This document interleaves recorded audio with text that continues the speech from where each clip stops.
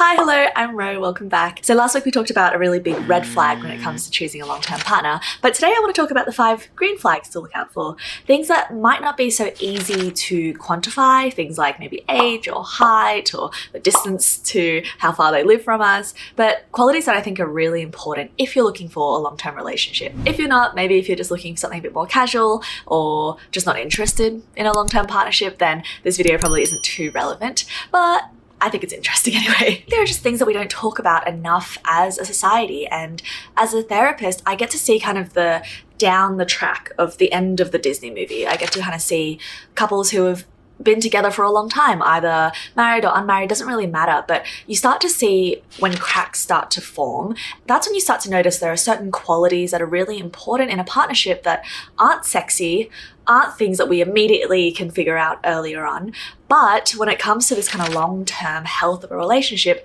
they are really important. So a lot of these things you've probably heard before. I'm not really reinventing the wheel here. However, a lot of the time we just hear these kind of platitudes like, oh, find someone who can be your best friend. And I think it's true, but today I want to go into the 5 green flags that I think are important, but also why. And I think sometimes we need the why to keep it front of mind, because a lot of these characteristics are things that we don't measure so easily. It's not so easy to figure out someone's true nature if it's just a couple of dates. And often that's all we get with someone. We just get 1 or 2 dates and then we make our snap judgment and then they move on.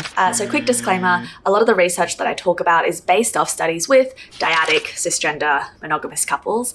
In saying that though, a lot of the qualities I realized I was like, oh, they're kind of things that I would want in a friend or a family member as well. And so they might be relevant to most people, but let's always be aware of when we're absorbing research, what population the research was tested on, and know that this doesn't mean that it's always applicable to everyone. I wanted to start by talking about why I think looking for green flags is really important. I think it's quite in the fashion right now to always be like, oh, that's a red flag and that's a red flag and that's a red flag.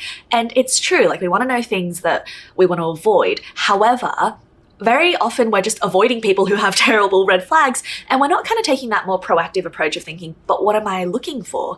And unfortunately, the way that dating apps are set up, there is an issue. And Logan Ury, who wrote the book, How Not to Die Alone, I recommend the book, she works as one of the developers of Hinge.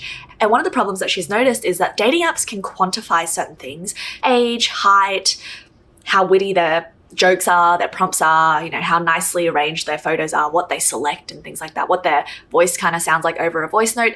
And some of those things are mildly related to what might be compatible, but a lot of those things become kind of important because we are able to quantify them. Because we look at someone and those are the only things we know about them, we start judging people based on those qualities. What is quantifiable often becomes important. What we can see on the surface often becomes overweighted. And so I really want to think about being really active with looking for green flags instead, looking out for things that we want to keep front of mind, because the way that dating is built up nowadays, it really kind of makes other things seem important. So after last week's video, we talked about how feeling of chemistry definitely isn't enough to judge how good someone is as a long-term partner, and especially someone with a more traumatic history or maybe some difficult emotional experiences growing up. It's especially difficult to trust that feeling of connection. And so here are my 5 green flags instead. First one, kindness. Again, we all know that kindness is something good to look out for, but I'm going to talk about why. So I want to differentiate firstly kind and nice. Niceness is kind of like not wanting to rock the boat. Like I want to be agreeable, pleasant, not make you upset at me. And this is, I mean, good compared to being not nice, but kindness is truly wanting the best for the other person and this kind of deep sense of care. Kindness is finding someone who it like really makes them happy when you're happy. It really makes them happy when you're living your best life. And imagine 2 people like that come and join into a partnership. That can be really powerful. The other thing is a lot of the research, I really recommend looking into John and Julie Gottman. They're relationship therapists, but they have a whole body of work, research, they have books, they have seminars, they have workshops online, they have something called the Gottman Institute. When it comes to couples therapy, Gottman therapy is also kind of one of the 2 big pillars of therapy. So the Gottmans have done so much research on this idea of speaking with kindness and how couples who can communicate with kindness are at a much lower rate of divorce. Their mental and physical well-being is way better. And I think one important thing to notice is that in the beginning of a relationship, everyone is nice, everyone is kind. Like there are all these happy feelings and we feel so good. You make me feel good, I make you feel good. It's very easy to be nice and happy and agreeable when things are going really great. But we're looking for not just someone who can do a couple of kind or nice things, we're looking for a genuinely kind person. So you might think about how this person treats others as well. You know, when things aren't so good, when that person has had a rough day, do they still treat you with kindness? Or if they don't and they're snappy, do they come back the next day and apologize? Is there this innate sense of, I'm looking out for you, I really care for you, and no matter what's going on in life, no matter what hardships we go through together, that person is inherently a kind person. And to extend this, think about long term. I think often when we're imagining a relationship, we're thinking about all these like happy fairy tale moments, like, oh, what's it like when we get married? Oh, what's it like when we go on our honeymoon? Oh, what's it like when we have kids and we're all like a happy, loving family, which is lovely. However, let's also think about the flip side. What's it going to be like when you have food poisoning and you're hunched over a toilet at 3 a.m? What's it going to be like when you're both really stressed and under the pump with work projects and no one has energy to help out with household chores? Who's the person you want by your side when you inevitably lose a family member or you're going through a period of grief?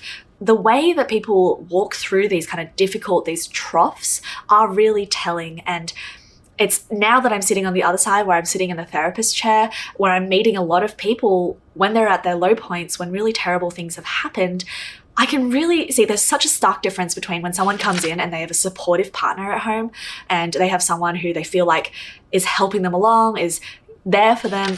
A lot of the time, the people that I see are people who don't have that. Number 2 is emotional intelligence. And we've probably all heard that idea of like IQ is kind of like an academic performance, how well your brain processes information.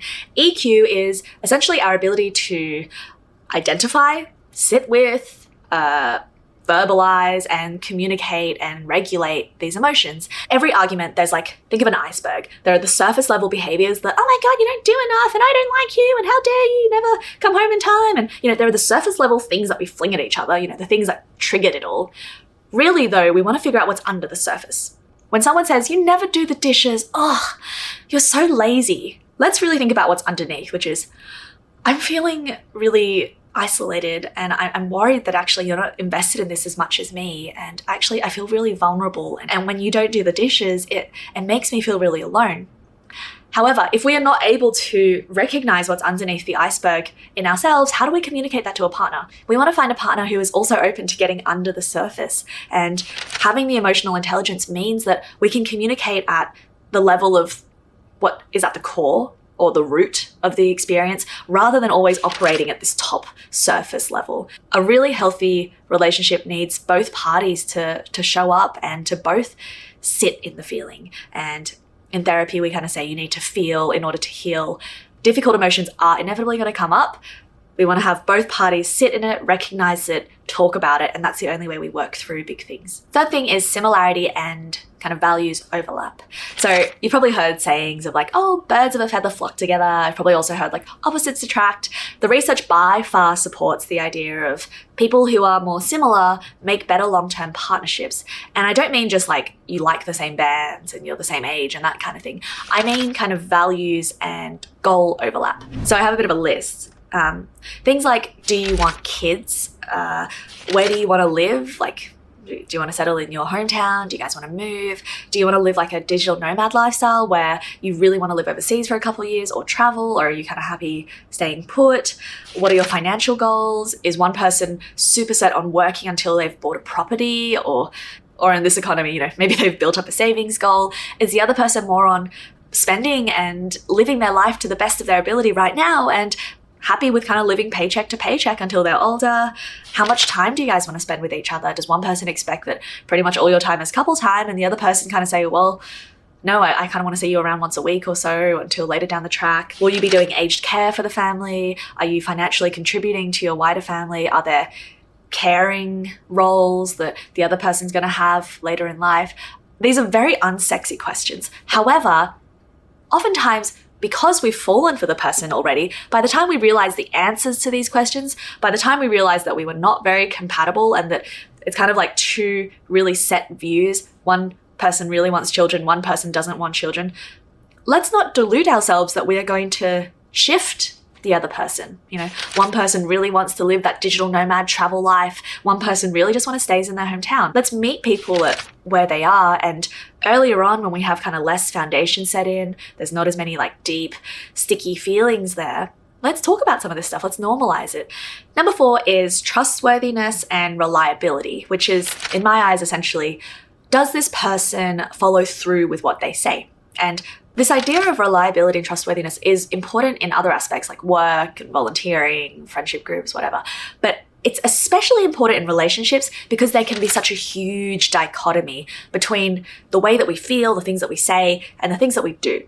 Someone can say, "Oh, I love you so much. I would give my life for you. You are my everything." And plenty of people have experienced hearing that and seeing the exact opposite action, right? But at the end of the day, no matter how nice the sweet talk is, if someone isn't following through when they said they're going to do something, this is the bit where we feel really unsupported. And we always see little signs early on. Do they rock up to dates on time? Do they make effort in planning things? Are they reliable when they say that they're going to get back to us or call us at a certain time? Sometimes we might need a bit more time to figure these things out, but this is always inevitable. Every time I see someone who is having relationship issues and they say, "Oh, my partner's so unreliable," or "Oh, my partner's just so all over the place or scattered or something," they knew this early on.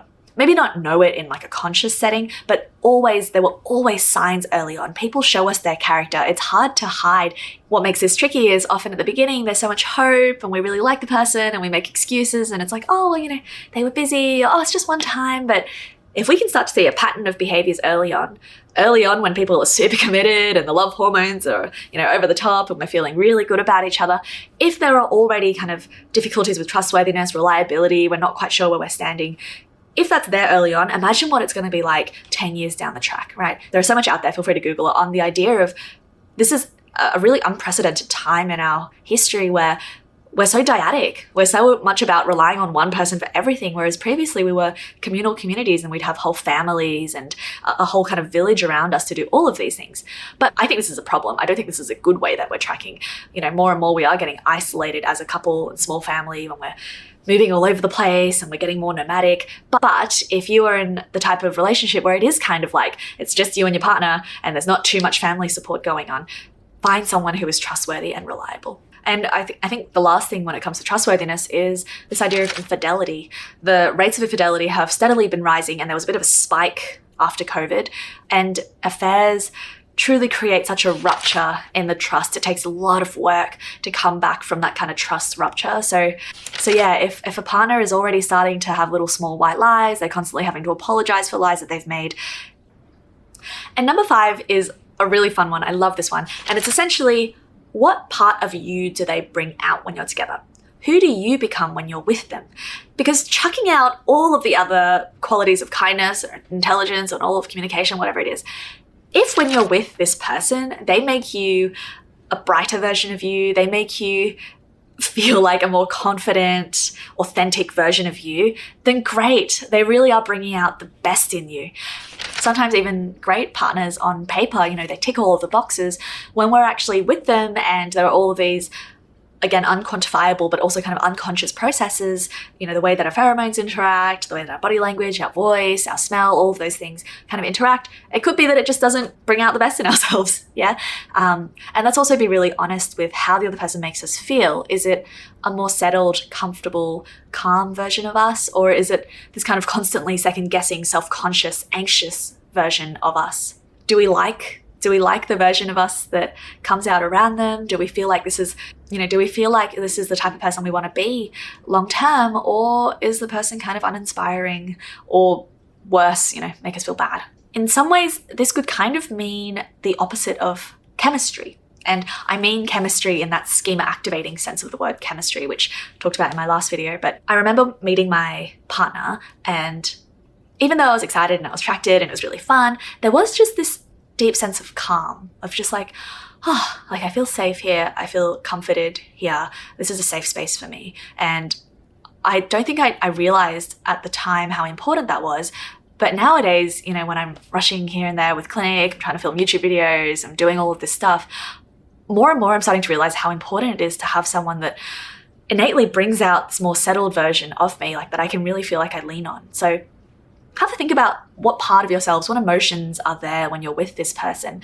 Alrighty, so I hope that was helpful. This is a bit of a departure from the usual content, but yeah, recently I've just been seeing a lot of clients who are having relationship issues and I just can't stop thinking about it.